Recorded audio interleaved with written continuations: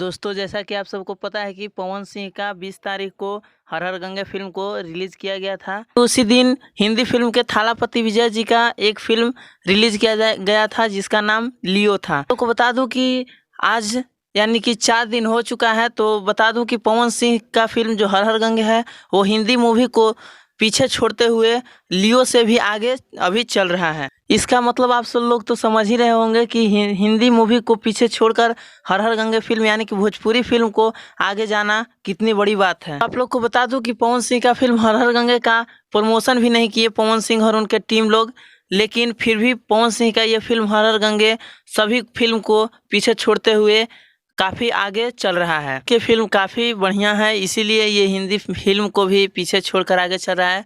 तो चलता हूँ, जैसे दूसरा अपडेट आएगा तो मैं इस वीडियो में डाल दूंगा। तो चलिए चलता हूँ। वीडियो को लाइक करना ना भूले और चैनल को सब्सक्राइब कर ले ताकि ऐसे ही अपडेट आप तक पहुँचती रहे। धन्यवाद।